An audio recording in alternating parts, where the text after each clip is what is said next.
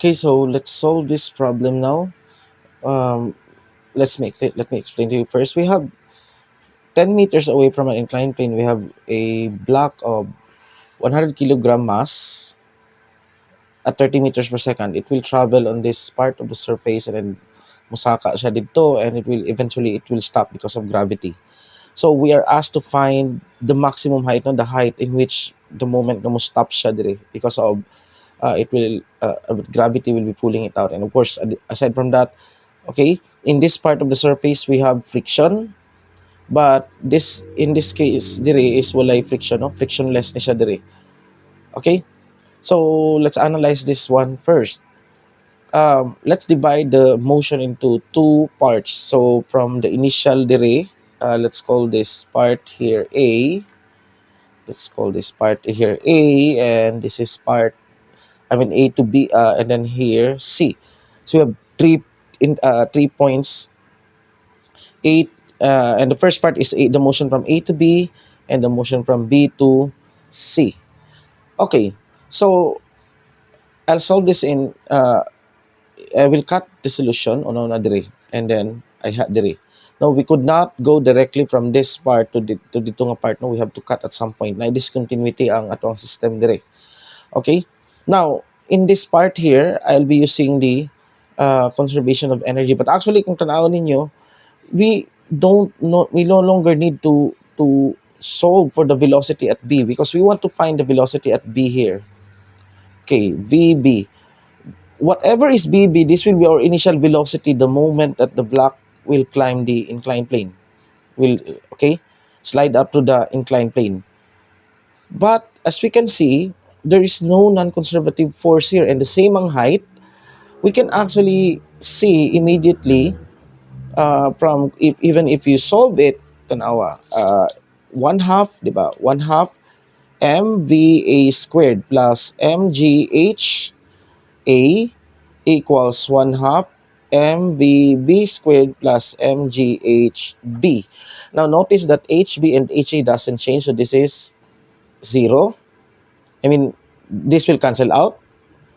And what is left is 1/2 mva squared equals 1/2 mvb squared. Since m is the same, so we conclude that, okay, VB is equal to VA. So we have 30 meters per second. So mauna siya diri karon. Okay, so I have to redo my solution because something got spilled on the paper.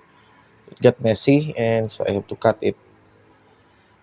But anyway, I have to redo everything again. So I'll just update you with this new things here. So first, H. Here, I have to know this because I want to solve this part here using the conservation of, the work energy theorem. And I would need to calculate for the work done by friction. That means that I would need this distance here because there's friction. As you can see that in this part, there's friction. So, ang h karon expressed in terms of distance, and let this to be my x. No, I'll set this as my x here. So h now is just h x sine of theta, in which theta is 60 degrees. Now, this is my x vector is going that way, and exactly opposite on that 180 degrees is the frictional force. So, how do we get the frictional force in this case? We have already solved that in the previous problem, and it's just the same setup. And I would be recommending you to watch the previous video if you wish to know the details of solving n. So here's the n, no, for this setup here. This is the n. So mg mu cosine of theta. Okay, I would be needing the n for my friction. Okay, so first, okay, what is the work energy theorem? So delta E, okay, delta E, which is equal to EB minus EA, equals the negative work done by the non-conservative force. And in this case, our non-conservative force is friction. Well, we have, as you may ask, sir, there's a normal force there. Normal force is a non-conservative force, but then our normal force is always perpendicular to this displacement at any instant here. so that when you calculate the work done by that, cosine of theta, cosine of 90 is 0. So the work done by the normal force is 0. So that's why we only have friction here. Okay, so let's calculate first the work done by friction. This is nothing but the friction itself. This is kinetic friction times the distance it will travel times cosine of the angle between them. So that would be cosine of 180 degrees. And this is just nothing but negative 1. Okay, so I'll put the negative here. So this is friction is just mu k n, no, x. What is n? As I've said here, it's mg cosine theta. So this now becomes minus mu k mg cosine of theta times x. So this will be my work done by friction. Okay, so I'm ready now to use this formula. What is the energy at B? Okay, in this case, since I'm solving from B to C, so let this EC minus EB. What is the energy at C? Well, the kinetic energy at C, this is 1/2 times M times what is the velocity at C? VC squared, but VC, but what we set that to be 0, right? So this is 0 squared plus MGH. The height at C is mg times what is the height? We have to express in terms of x, okay? In order to only have one unknown variable in one equation. So we express h in terms of x. So this is just mgx sine of theta, okay? Minus, okay? So let's put a parenthesis here. So this is 1/2 m vb squared, in which our vb is just the same as v naught here, va, plus mghb. So this is mg. What is the height at B? If I'm going to set this my height as 0, so this will be 0. And this is equal to this, negative of that. So this now become mu k mgx cosine of theta. And notice that things will cancel here. This will no longer be in the equation, and also this one.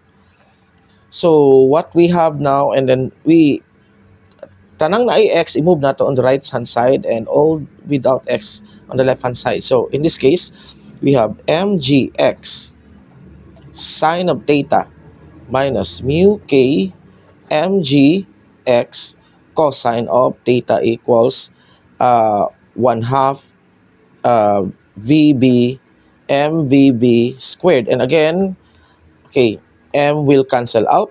I should have canceled this part here. Okay, so notice that we can factor out gx on this side.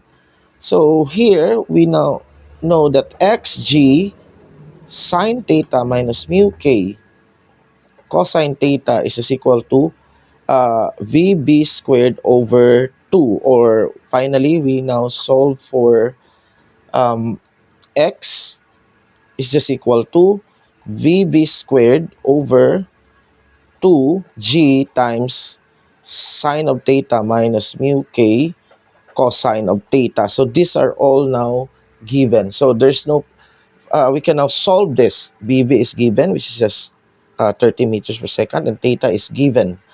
Okay, so let's do that using the calculator.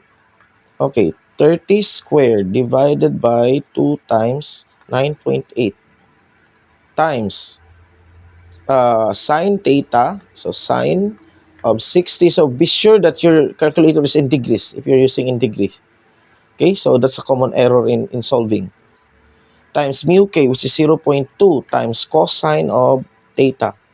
So times cosine of, okay, I press the sign, cosine of 60. And okay, this will be my x. X now would be equal to 59.94 meters. But I can just, okay, I'll solve my h directly by just multiplying this by, okay, ans times, that is sine of theta. So that is sine of 60 degrees. and that would give me 51.9 meters. This is now be will now be in meters. Okay,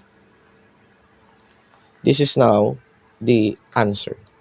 Okay, so that would be 51 meters before it will stop, and yeah, it will go back down. Okay, so please subscribe if you have not subscribed yet, and ring the notification button.